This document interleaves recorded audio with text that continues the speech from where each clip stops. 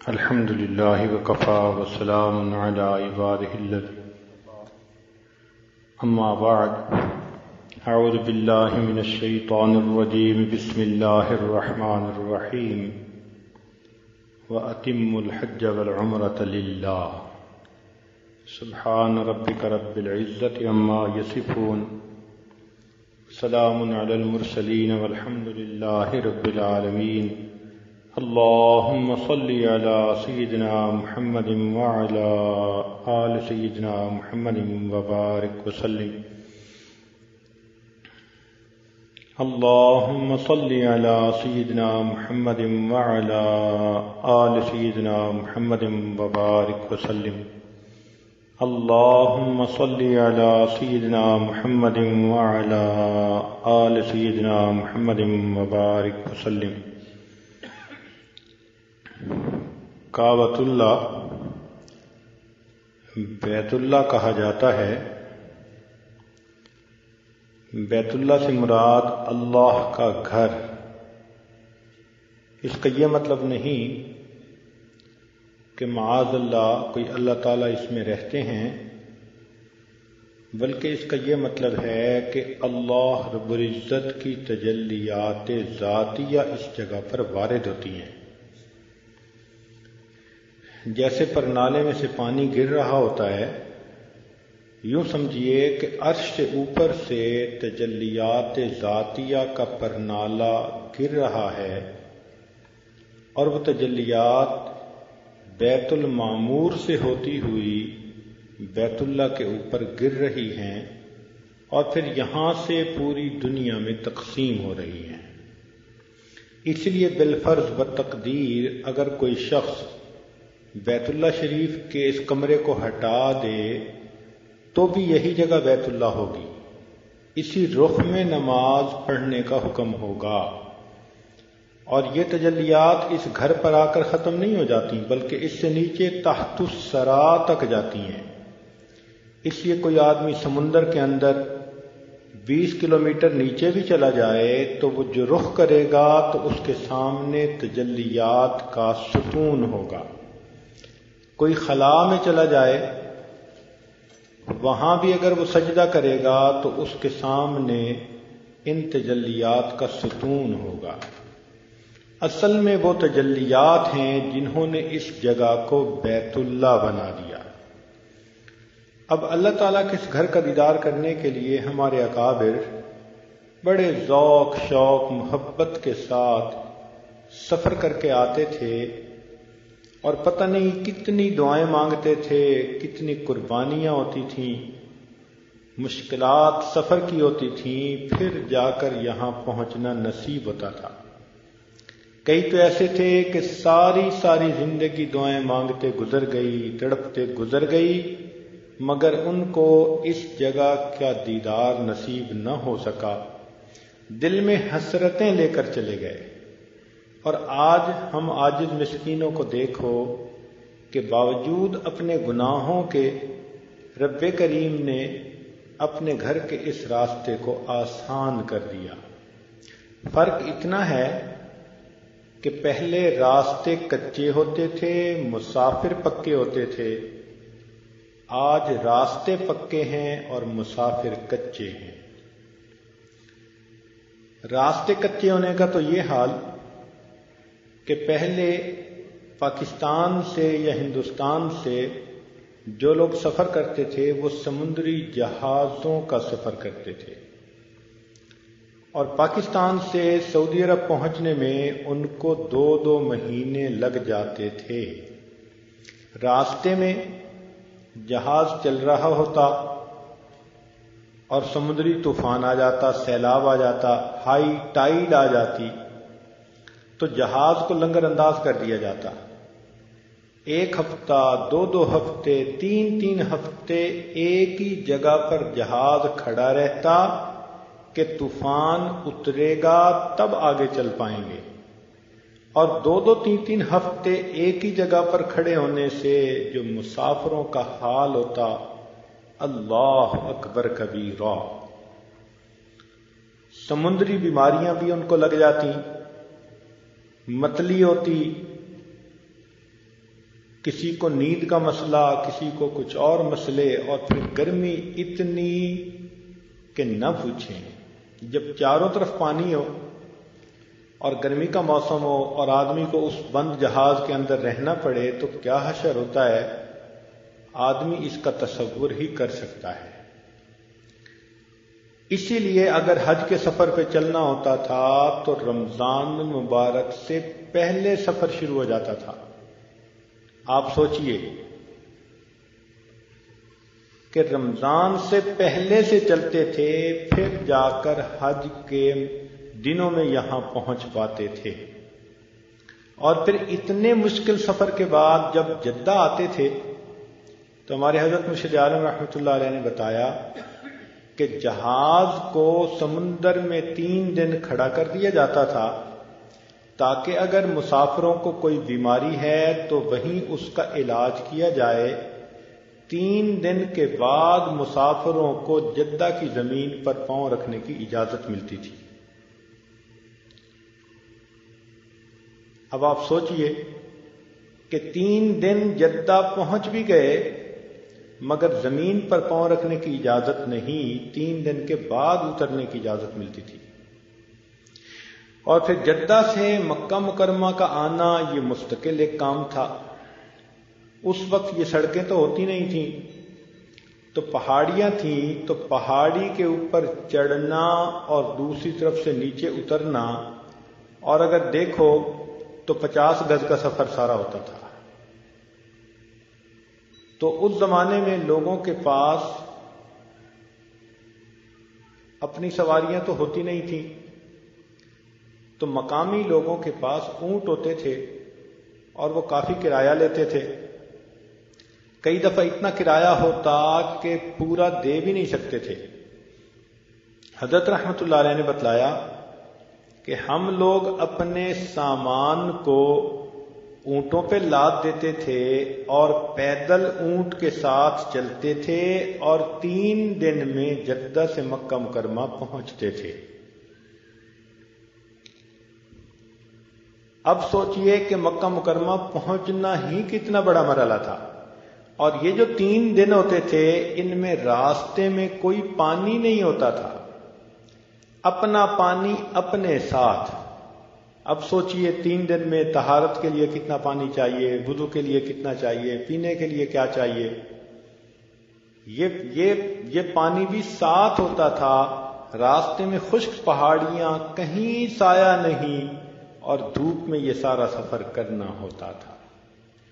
کوئی درمیان میں چائے کے ہوٹل نہیں تھے، کوئی اچھا کھانا نہیں تھا، کوئی کالا پانی نہیں ملتا تھا پینے کے لیے، تو انسان کو بہت تنگی کے بعد مکہ مکرمہ میں آنا نصیب ہوتا تھا۔ اور یہاں مکہ مکرمہ رہتے ہوئے بھی مجاہدہ ہوتا تھا، کھانے پینے کی چیزوں میں، حتیٰ کہ عرفات میں کئی مرتبہ پانی ختم ہو جاتا تھا تو حج کے جتنے مسافر ہوتے تھے بس انہی کے پاس جو پانی ہوتا اس پہ گزارا کرنا ہوتا تھا۔ اب سوچئے وہاں کتنی مشکل ہوتی ہوگی۔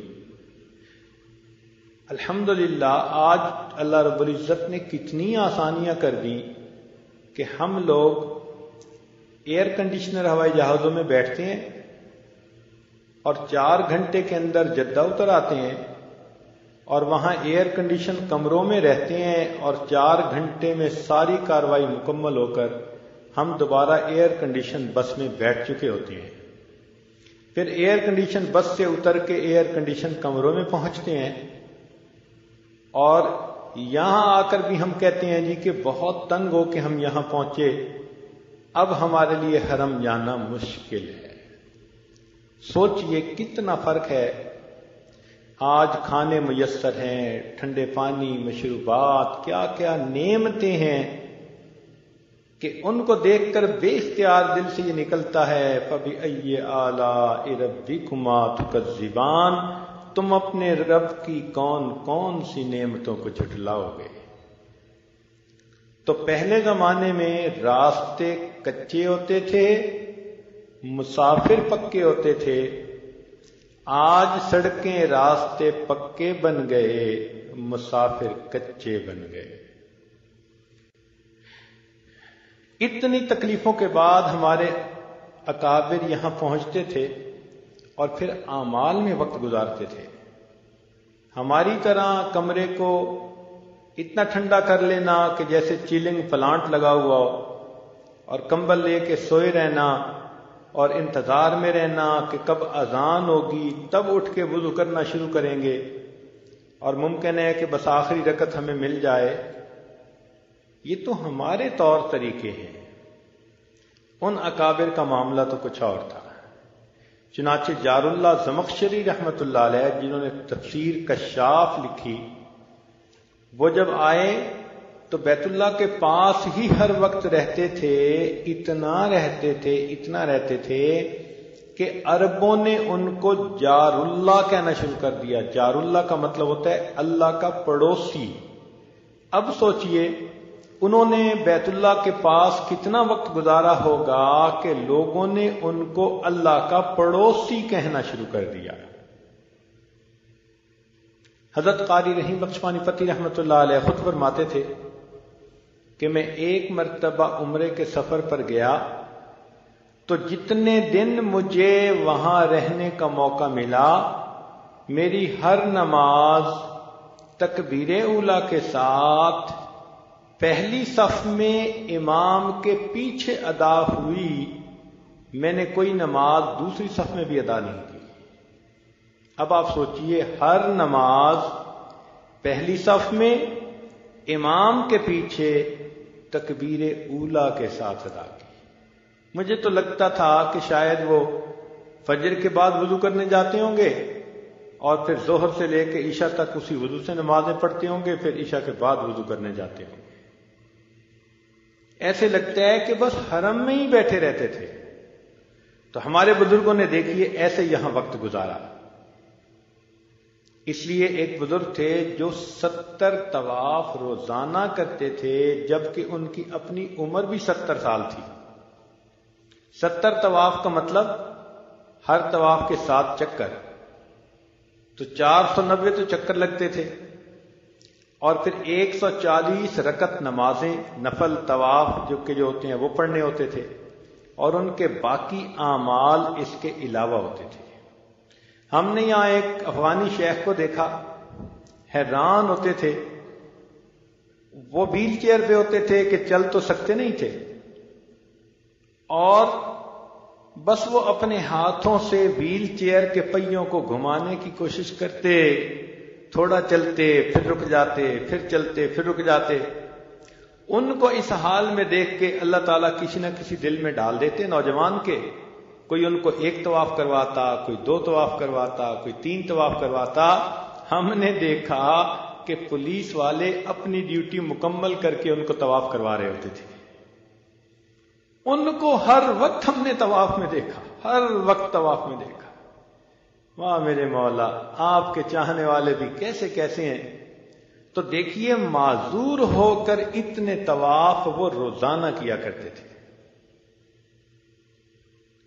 حضرت مرشد عالم رحمۃ اللہ علیہ نے خود بتلایا، فرمانے لگے کہ ایک مرتبہ میں نے بیت اللہ شریف کے سامنے اس طرح قرآن مجید مکمل کیا کہ ایک آیت کو پڑھتا تھا اور اس آیت کے مناسب جو بھی دعا ہوتی وہ دعا کرتا تھا۔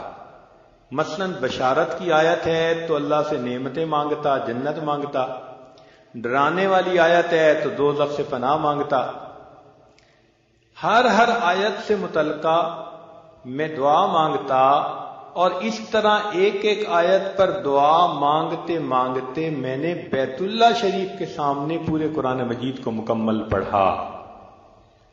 آج ہم تو ایک قرآن پاک پڑھ ہی نہیں پاتے، وہ ہر آیت پہ دعائیں مانگتے تھے۔ اب سوچئے کہ ہماری زندگی میں اور ان کی زندگیوں میں کتنا فرق ہے۔ تو اس لیے یہ عاجز کر رہا ہے کہ پہلے راستے کچے ہوتے تھے، مسافر پکے ہوتے تھے، آج راستے پکے ہو گئے، مسافر کچے ہو گئے۔ اور پھر جو لوگ آتے تھے وہ اللہ سے لو لگاتے تھے۔ سالم بن عبداللہ رحمۃ اللہ علیہ کے بارے میں آتا ہے کہ بیت اللہ شریف کا طواف کر رہے تھے، وقت کا حاکم ملا، کہنے لگا کہ سالم آپ بتاؤ میں آپ کے لیے کیا کر سکتا ہوں؟ انہوں نے معذرت کر دی، وہ کہنے لگا نہیں آپ مانگیں جو مانگتے ہیں۔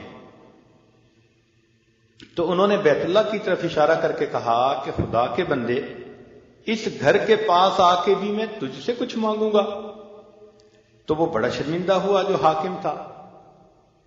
سالم بن عبداللہ رحمۃ اللہ نے اپنا طواف مکمل کیا، اور طواف مکمل کر کے جب حرم سے باہر نکلے تو وہ حاکم انتظار میں تھا، وہ بھی اس وقت باہر نکلا، پھر ملا، اور پھر مل کے کہنے لگا اچھا جی اب تو حرم سے باہر آ گئے، اب آپ مجھ سے مانگے۔ تو سالم رحمۃ اللہ نے فرمایا کہ بھئی بتاؤ میں آپ سے دین مانگوں یا دنیا مانگوں؟ تو وہ حاکم دین تو کہہ نہیں سکتا تھا، اس لیے کہ دین میں تو سالم بن عبداللہ رحمۃ اللہ علیہ بہت نیک لوگوں میں تھے، بڑے ہوئے تھے، اپنے وقت کے بڑے اکابرین میں سے تھے۔ تو اس نے آگے سے جواب دیا جی آپ مجھ سے دنیا مانگے۔ جب حاکم نے یہ کہا کہ مجھ سے دنیا مانگیں تو انہوں نے فرمایا کہ جس ذات نے دنیا کو پیدا کیا میں نے زندگی میں اس سے دنیا کبھی نہیں مانگی، میں تجھ سے دنیا کیا مانگوں گا؟ تو یہ حضرات بیت اللہ میں وقت گزارتے تھے تو پھر اللہ سے اپنی سب امیدیں لگاتے تھے، اور پھر اللہ تعالیٰ ان کو عطا فرماتے تھے۔ تو مجاہدے تو وہ کرتے تھے، مگر مشاہدے بھی انہی کو ہوتے تھے۔ آج اگر مجاہدہ نہیں تو پھر مشاہدہ بھی تو نہیں ہے۔ دن گزر جاتے ہیں اور جیسے آتے ہیں ویسے کے ویسے رہتے ہیں، اپنے دل میں کوئی تبدیلی محسوس نہیں ہوتی۔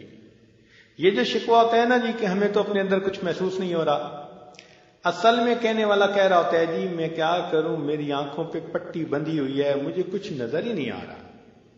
آنکھ والا تیرے جلووں کا تماشا دیکھے، دیدہ ایک اور کو کیا آئے نظر کیا دیکھے۔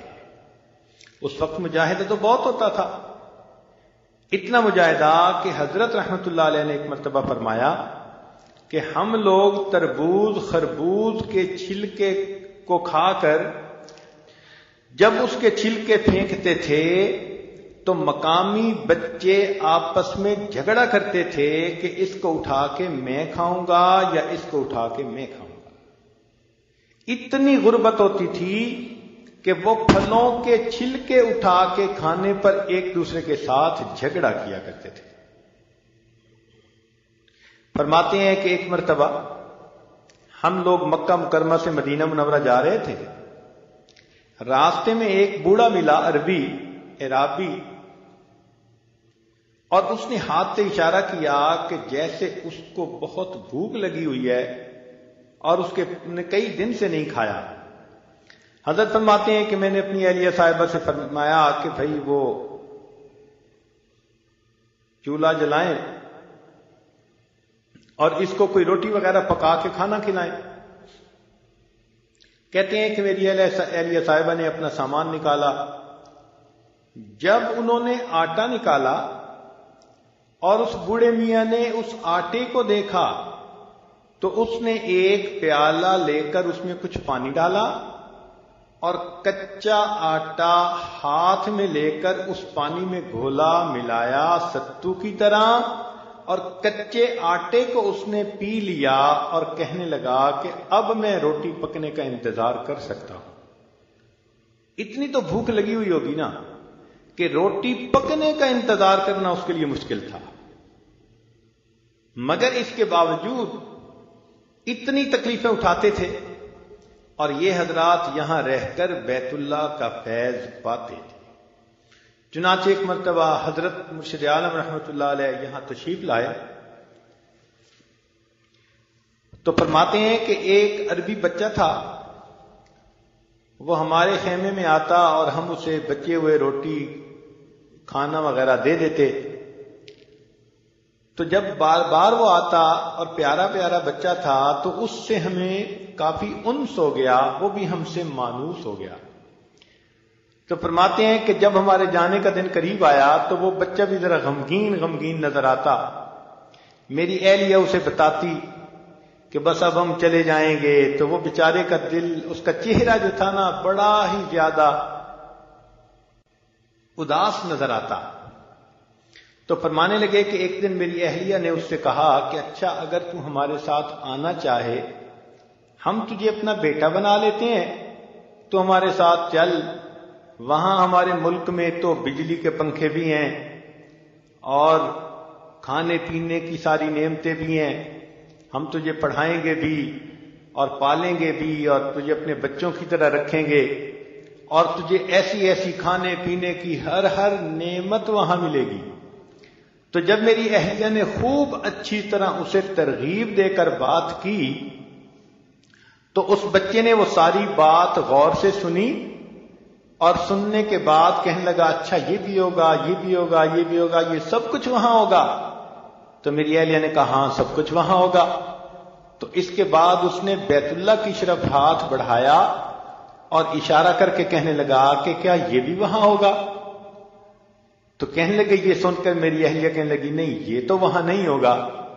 جیسے ہی اس بچے نے سنا کہ بیت اللہ وہاں نہیں ہوگا، تو وہ کہنے لگا کہ میں وہاں کبھی بھی نہیں جا سکتا، میں بیت اللہ شریف کے نیبرہڈ کو، اس کے پڑوس کو کبھی بھی نہیں چھوڑ سکتا. چھوٹے بچے اتنا مجاہدہ کرتے اور پھر بھی ان کو بیت اللہ شریف کے ساتھ ایسی محبت ہوتی تھی. اور آج ہماری کیا حالت ہے، کیا کیا نعمتیں ہیں. پہلے مکہ مکرمہ سے مدینہ منورہ جانا ہوتا تھا تو 2 ہفتے لگتے تھے جانے میں، 3 ہفتے بھی لگ جاتے تھے. ایسا ہوتا کہ مسافر چلتے اور راستے میں بارش ہو جاتی، تو بارش ہونے کی وجہ سے جو راستے میں آبشاریں ہیں اور جھیلیں ہیں اور ان کا پانی جمع ہو کے جو نالے ہیں، وہ نالے بہہ پڑتے اور پانی اتنا تیز ہوتا کہ مسافروں کو بہا کے لے جاتا. تو لوگوں کو 2 ہفتے ایک ہی جگہ کے اوپر انتظار میں بیٹھنا ہوتا کہ سیلاب جائے تو پھر ہم سفر شروع کر سکیں. آج تو پلیں بن گئی، کئی جگہوں پہ آپ غور کریں، گاڑیاں چلتے ہوئے احساس ہوتا ہے 2 کلومیٹر لمبی پلیں بنی ہوئی ہیں، ان کے نیچے سے پانی گزرتا تھا تو وہ تو دریا ہوتا ہے جب پانی اس میں ہوتا ہے. اتنا مشکل یہ سفر ہوتا تھا. چنانچہ امام شافعی رحمۃ اللہ اپنا واقعہ سناتے ہیں کہ میں مینا میں تھا، ایک بوڑھا مجھے ملا اور مجھے کہنے لگا کہ اے نوجوان، تو اللہ کے لیے میری دعوت کو قبول کر لے. فرماتے ہیں میں نے بے تکلف اسے کہا کہ ہاں میں نے دعوت قبول کر لی. یہ سنتے ہی اس نے اپنی گٹھڑی کھولی اور جو اس کے اندر خشک روٹی تھی اور جو کچھ تھا اس نے دسترخوان پر بچھا دیا اور مجھے کہنے لگا اچھا کھاؤ.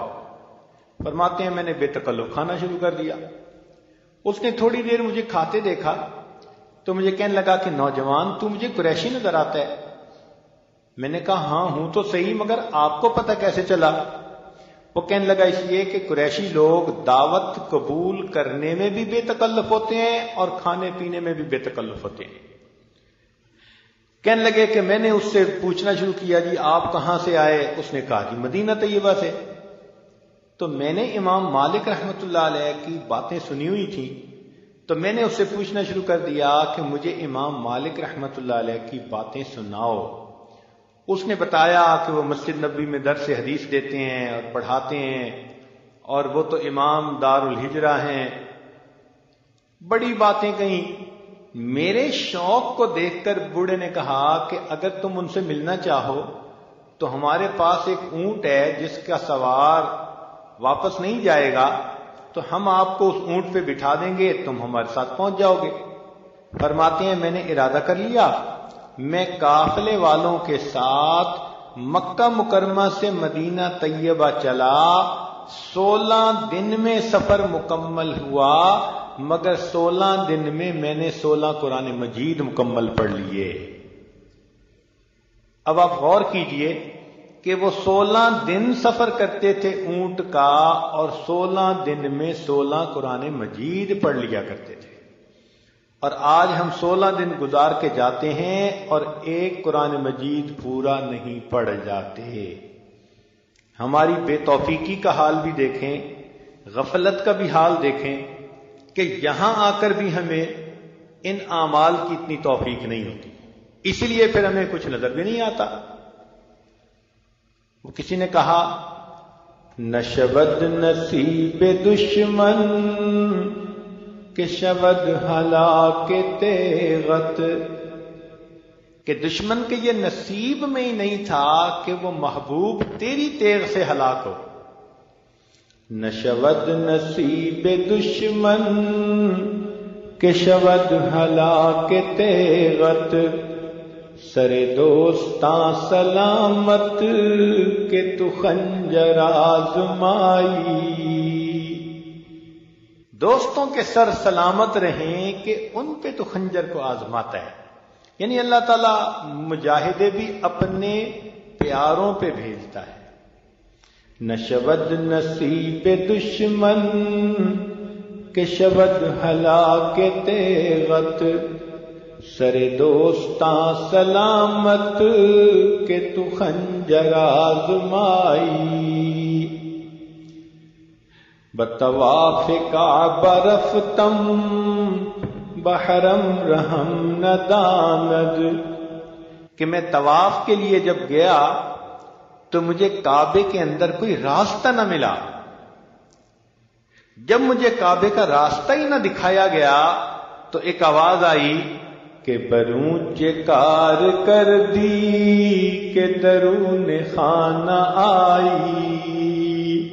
آنے والے مسافر، تم باہر کیا کرتوت کرتے پھرے ہو، اب میرے ساتھ میرے گھر میں آنا چاہتے ہو؟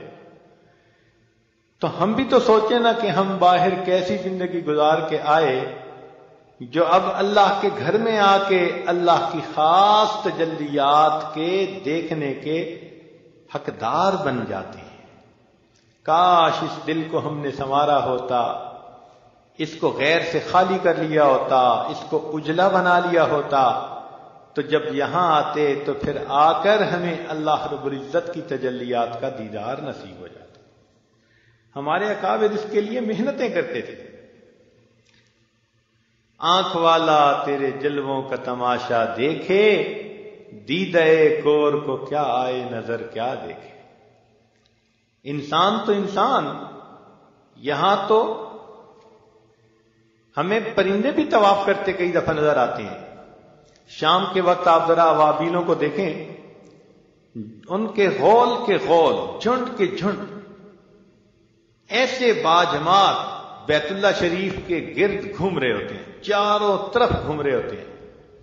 حیران ہوتے ہیں کئی مرتبہ کہ شاید ان پرندوں کو بھی وہ نور نظر آتا ہوگا اور اس نور کے گرد یہ بھی چکر لگا رہے ہوں گے۔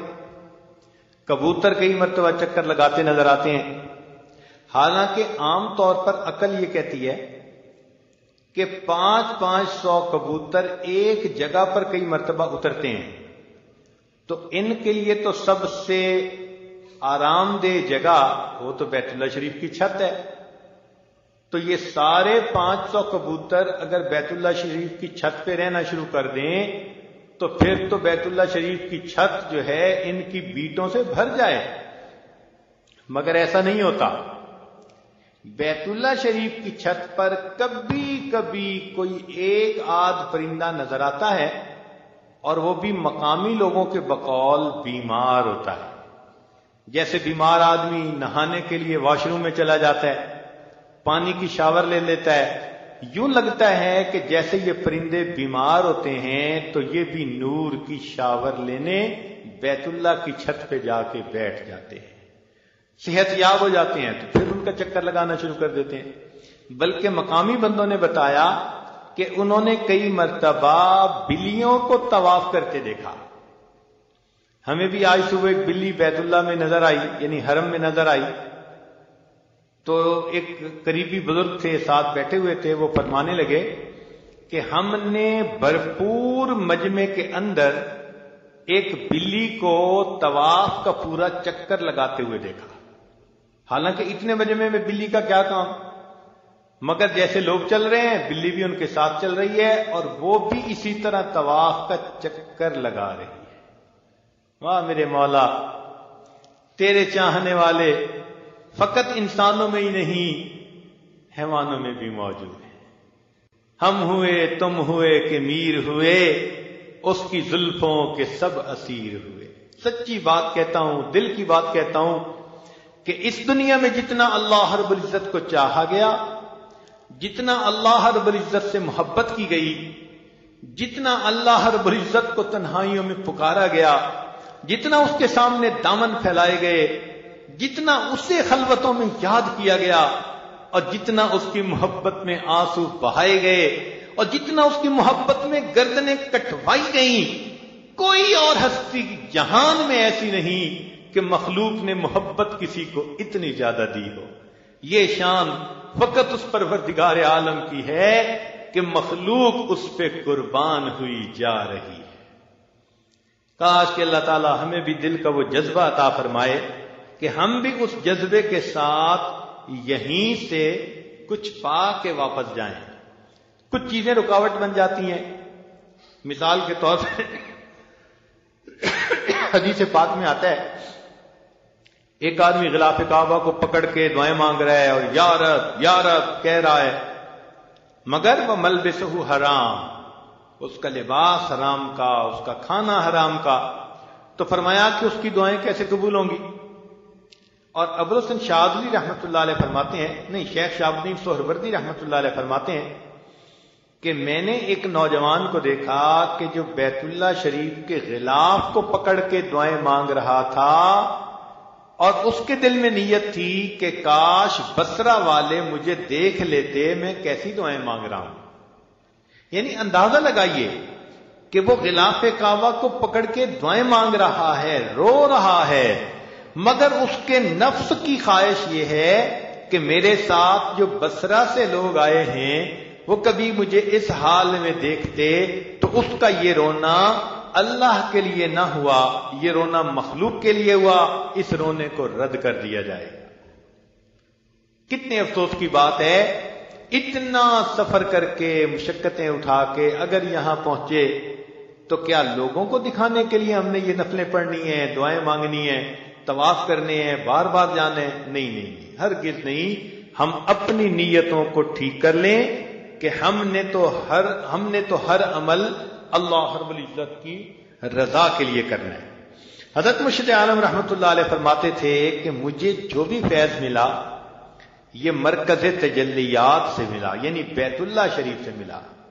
اور واقعہ یہ سنایا کرتے تھے کہ ایک مرتبہ حضرت خواجہ محمد عبد المالک صدیقی رحمت اللہ علیہ امام العلماء والصلحاء ایک مرتبہ مطاف میں تھے اور جماعت کے بھی چند حضرات ساتھ تھے. حضرت طواف کر رہے تھے اور جماعت کے لوگ بھی پیچھے پیچھے طواف میں مصروف تھے. اس دوران بیت اللہ شریف کا دروازہ کھولا گیا اور جو کھولنے والا دربان تھا اس نے حضرت کو دیکھ کر کہا کہ آپ اندر جانا چاہتے ہیں تو اے شیخ آپ چلے جائیں. فرماتے ہیں کہ حضرت نے مجھے بھی اشارہ کر دیا کہ آؤ. چنانچہ میں بھی حضرت کے پیچھے. ایک اور آدمی جو عربی نظر آتا تھا وہ بھی پیچھے آ گیا. فرماتے ہیں کہ بیت اللہ شریف کے اندر داخل ہو کر ہم نے 2 رکعت نفل پڑھے، دعا مانگی. میرے دل میں اس وقت ایک تمنا پیدا ہوئی، میں نے حضرت سے عرض کیا کہ حضرت مجھے آپ اس مرکز تجلیات کے اندر بیعت فرما لیں. تو فرماتے ہیں کہ حضرت نے میری درخواست کو قبول کر لیا اور مجھے بیعت کے کلمات اندر بیت اللہ کے پڑھانے شروع کر دیے. وہ جو عربی آدمی نظر آتا تھا اس نے بھی درخواست کی کہ مجھے بیعت کر لیں، مگر حضرت نے کہا کہ بھائی آپ اس دیش کے رہنے والے ہیں اور میں تو کسی اور جگہ کا رہنے والا ہوں، ہمارا آپس میں ربط نہیں رہ سکے گا، اس لیے آپ کسی مقامی شیخ سے بیعت ہو جائیں. فرماتے ہیں اس کے بعد ہم نے مراقبہ کیا. مراقبے میں مجھے یوں لگا کہ وہ جو عربی آدمی تھا وہ مجھے کہہ رہا ہے کہ دیکھ رہے ہو. تو میں کیا دیکھ رہا ہوں کہ اس کے ہاتھ میں مٹھی میں مٹی ہے اور وہ اس مٹی کو پھینکنا چاہتا ہے. جب میں نے کہا کہ ہاں دیکھ رہا ہوں تو اس نے مٹی کو پھینکا اور وہ مٹی اڑتے اڑتے اڑتے دریاؤں سے اور کھیتوں سے، پہاڑوں سے، سمندروں سے اوپر جا کر ایک دور بڑی خوبصورت جگہ تھی، وہاں جا کے گری۔ فرماتے ہیں بھئی اتنی دیر مراقبہ تھا اور اتنی دیر میں حضرت نے دعا کروا دی۔ جب نیچے اترنے لگے بیت اللہ شریف کی سیڑھیاں، تو سیڑھیوں کے درمیان حضرت نے مجھے فرمایا کہ ابدال نے تمہیں کیا کہا؟ حضرت فرماتے ہیں کہ مجھے تو نہیں اندازہ تھا، میں تو سمجھ رہا تھا کہ مراقبے میں اونگ آ گئی اور اونگ میں میں نے یہ کوئی خواب دیکھا ہے، لیکن جب حضرت نے پوچھا تو میں نے حضرت کو پوری تفصیل بتا دی کہ میں نے یوں دیکھا۔ حضرت فرمانے لگے کہ وہ جو آدمی بیعت ہونا چاہتا تھا وہ ابدال تھا، اور اس کو بیعت سے انکار جو میں نے کر دیا، تو اب میرا فیض تمہارے ذریعے سے پوری دنیا میں جائے گا، جہاں تک تم نے مٹی کو جاتے دیکھا وہاں تک اللہ تعالیٰ تمہیں پہنچائیں گے۔ تو حضرت فرماتے ہیں کہ مجھے تو ان باتوں کی سمجھ ہی نہیں تھی اس وقت، میں نے کہا پتہ نہیں یہ کیسے ہوگا۔ پھر اس کے بعد اللہ تعالیٰ نے حرم شریف بار بار آنے کا راستہ کھولا، پھر حج عمرے کے موقع پر یہاں باہر ملکوں کے لوگ آتے، بیعت ہو جاتے، اور میں سمجھتا کہ خواب پورا ہو گیا، یہ فلاں ملک سے آگے بیعت ہو گیا، یہ فلاں ملک سے آ کے بیعت ہو گیا، مگر 35 سال کے بعد فرماتے ہیں کہ ری یونین میں مجھے دعوت دی گئی، اور اس دعوت پر جب میں وہاں رمضان مبارک میں پہنچا تو میں نے ہو بہو وہی منظر دیکھا جو 35 سال پہلے میں نے بیت اللہ کے اندر دیکھا تھا۔ اللہ تعالیٰ نے دین کی دعوت کے لیے مجھے اس جگہ تک پہنچا دیا۔ تو ہمارے حضرت فرمایا کرتے تھے کہ مجھے مرکز تجلیات سے فیض ملا، اور اللہ تعالیٰ نے ان کو مرشد عالم بنا دیا۔ آج ہم بھی اسی جگہ آئے ہوئے ہیں، تو کیا ہم اپنا دل دھو کے نہیں جا سکتے؟ یقینی بات ہے کہ دھو کے جا سکتے ہیں، اس کے لیے تھوڑی اور ہمت کر لیں، کوشش کر لیں، اللہ کو منا لیں۔ مشکل تو نہیں ہے، مگر ہمت کوشش کرنی ہوتی ہے۔ لوگ یہاں آتے تھے تو دنیا کو لات مار کے آتے تھے، اور ہم یہاں آتے ہیں تو یہاں بھی ہمارے دل میں دنیا گھسی ہوتی ہے۔ اپنے دل کو ہر غیر سے خالی کر لیجئے اور اللہ سے لو لگا کے مانگیے، پھر دیکھیے اللہ تعالیٰ کیسے مہربانی فرماتے ہیں۔ چنانچہ کیسے کیسے حضرات پہلے آیا کرتے تھے، سبحان اللہ۔ مالک ابن دینار رحمۃ اللہ علیہ فرماتے ہیں کہ میں ایک مرتبہ گرمی کے موسم میں دوپہر کے وقت گھر سے باہر نکلا، اتنی گرمی تھی کہ جیسے سورج آگ برسا رہا ہو کا عالم، کوئی بندہ باہر نظر نہیں آتا تھا، جانور بھی درختوں کے سائے میں بیٹھ گئے، پرندے بھی پتوں کے نیچے چھپ کے بیٹھ گئے، انسان بھی گھروں میں دبک کے بیٹھ گئے۔ مجھے کسی کام کے لیے جانا تھا، تو فرماتے ہیں کہ میں گلی میں نکلا تو میں نے دیکھا کہ ایک آدمی جو دونوں ٹانگوں سے معذور ہے، وہ زمین پہ بیٹھا ہوا ہے سرینوں کے بل، اور ہاتھوں سے گھسٹ گھسٹ کے آگے چل رہا ہے۔ فرماتے ہیں کہ جب میرے قریب آیا تو میں نے دیکھا کہ گرمی کی شدت کی وجہ سے اس کے کپڑے ایسے پسینے میں شرابور جیسے یہ غسل کر کے پانی سے نکلا ہو، اور چہرہ اس کا سرخ جیسے آگ نے اس کی جلد کو جلا کے رکھ دیا ہو۔ میں نے اس سے سلام دعا کے بعد کہا کہ نوجوان کون ہے؟ اس نے کہا میں فلاں جگہ سے چلا ہوں اور میرا حج پہ جانے کا ارادہ ہے۔ حج کو ابھی بہت وقت باقی تھا۔ میں نے کہا نوجوان تو میرے گھر میں آرام کر لے، شام کو جب ذرا گرمی کم ہوگی تو پھر اپنا سفر شروع کر لینا۔ اس نے کہا مالک ابن دینار، آپ تو ٹانگوں سے چلتے ہیں، آسانی سے سفر طے کر لیتے ہیں، میں تو سرین پہ ہاتھوں کے بل گھسٹ گھسٹ کے انچ انچ آگے بڑھتا ہوں، مجھے زیادہ وقت لگتا ہے، تو مجھے ڈر ہے اگر میں نے راستے میں رکنا شروع کر دیا، ایسا نہ ہو کہ ادھر ایام حج شروع ہو جائیں اور ادھر میرا سفر ہی ختم نہ ہو تو میں حج سے محروم نہ ہو جاؤں۔ میں نے کہا نوجوان تو میرے گھر آرام کر لے، میں تیرے لیے سواری کا بندوبست کر دیتا ہوں، تو سواری پہ سوار ہو کے جلدی وہاں پہنچ جانا۔ فرمانے لگے جب میں نے یہ بات کی تو نوجوان نے بڑے غصے کی نظریں میرے چہرے پہ ڈالی اور کہنے لگا کہ مالک ابن دینار، میں تو سمجھتا تھا کہ آپ بڑے دانا ہیں، آپ نے کیسی بات کر دی؟ تو میں نے پوچھا نوجوان کیا بات، آپ کیوں ناراض ہو رہے ہیں؟ تو نوجوان آگے سے کہنے لگا کہ دیکھیں، اگر کوئی غلام اپنے مولا کو ناراض کر بیٹھے، اگر کوئی غلام اپنے آقا کو ناراض کر بیٹھے اور پھر غلام دل میں ارادہ کرے کہ میں جاؤں اپنے مولا سے معافی مانگنے کے لیے، اس کو منانے کے لیے، تو مالک ابن دینار مجھے بتاؤ، غلام کو پیدل جانا اچھا لگتا ہے یا سواریوں پہ سوار ہو کے شان سے جانا اچھا لگتا ہے؟ تو میں نے کہا کہ پیدل جانا اچھا لگتا ہے۔ کہنے لگا بس میں بھی گھسٹ کے اپنے رب کے در تک جانا چاہتا ہوں۔ یہ کہہ کے وہ چلا گیا اور اس نے میری پرواہ ہی نہیں کی۔ فرماتے ہیں اللہ کی شان دیکھیے کہ اسی سال مجھے بھی حج بیت اللہ کی سعادت ملی۔ وقوف عرفات کے بعد جب ہم منا آئے تو میں نے رمی جمار سے فارغ ہوا، شیطانوں کو کنکریاں مار کے، تو دیکھا کہ کچھ لوگ ہیں جو گھیرا کر کے کھڑے ہیں۔ تو میں نے پوچھا بھئی کیا بات؟ کہنے لگے ایک نوجوان ہے جو اللہ سے دعائیں مانگ رہا ہے اور ہم کھڑے سن رہے ہیں۔ میں نے کہا ذرا مجھے بھی دیکھو بھئی، راستہ دے دو۔ تھوڑا راستہ جو دیا تو میں نے دیکھا وہی نوجوان احرام باندھا ہوا ہے اور ارد گرد سے بے خبر ہے اور اپنے مولا سے اس نے تار جوڑی ہوئی ہے اور اپنے دل کی مناجات اپنے رب کو سنا رہا ہے اور یوں کہہ رہا ہے کہ اے اللہ میں نے تیرے گھر کا طواف بھی کر لیا، اللہ وقوف عرفات بھی کر لیا، اے اللہ میں نے شیطان کو کنکریاں مار کے اپنی بیزاری کا اعلان بھی کر دیا، اللہ اب قربانی کا وقت ہے۔ یہ ارد گرد جتنے بھی لوگ کھڑے ہیں صاحب استطاعت ہیں، یہ جائیں گے اور جانوروں کو قربان کریں گے۔ اللہ تو جانتا ہے میں فقیر ہوں، میرے جسم پہ کپڑوں کے سوا میرے پاس کچھ بھی نہیں، اے اللہ آج اس موقع پر میں اپنی جان کا نذرانہ آپ کو پیش کرنا چاہتا ہوں، اللہ یہ نذرانہ قبول کر لیجئے۔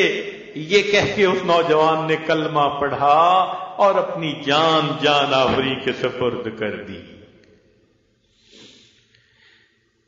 جن کو اللہ رب العزت سے سچی محبت ہوتی ہے وہ آتے ہیں تو ان جگہوں پر ان کی یہ کیفیات ہوتی ہے۔ چنانچہ آج ہم تو جہازوں کے سفر کر کے آئے بیٹھے ہیں نا۔ ابراہیم بن ادم رحمۃ اللہ علیہ وقت کے بادشاہ ہیں، اللہ نے ان کا دل کھول دیا، اللہ والوں کی صحبت میں گئے، دنیا بدل گئی۔ کہتے ہیں کہ انہوں نے بلخ سے مکہ مکرمہ کا سفر اس طرح کیا کہ قدم اٹھاتے اور 2 رکعت نفل پڑھتے، پھر اگلا قدم اٹھاتے پھر 2 رکعت نفل پڑھتے۔ 2.5 سال لگ گئے اپنے گھر سے بیت اللہ شریف آتے ہوئے، اور یہاں آ کے جب انہوں نے طواف کیا تو مقام ابراہیم پہ نفل پڑھ کے دعا مانگی، اللہ لوگ تو پیدل چل کے تیرے گھر کے دیدار کے لیے آتے ہیں اور میں تو پلکوں کے بل چل کے تیرے گھر کے دیدار کے لیے حاضر ہوا ہوں۔ اب سوچئے نا ذرا ان کے عمل کو، جس نے ہر قدم پہ 2 رکعت نفل پڑے ہوں گے، واقعی وہ پلکوں کے بل چل کے اپنے محبوب کا گھر دیکھنے کے لیے آیا، تو پھر ان کی کیفیات پھر کیسی ہوں گی؟ آج ہمیں رات کا بچا ہوا کھانا صبح کھانا پڑ جائے تو ہم تیوریاں بنا لیتے ہیں، بچے ہوئے کھانے شاپر کے اندر بند کرتے کوڑے کرکٹ کے ڈھیر میں ڈال دیتے ہیں۔ ہمارے ناز نفروں کا کیا کہنا، پانی ملتا ہے ہم کہتے ہیں ٹھنڈا پانی نہیں ہے، پانی ملتا ہے تو کہتے ہیں نہیں جی مشروب نہیں ہے، اور پھر توقع کرتے ہیں کہ ان اللہ والوں کی جو کیفیات ہوتی تھی وہ یہاں آ کر ہماری بھی ہونی چاہیے۔ ہمیں چاہیے کہ پھر ہم بھی اسی محبت کے ساتھ یہاں اعمال کریں۔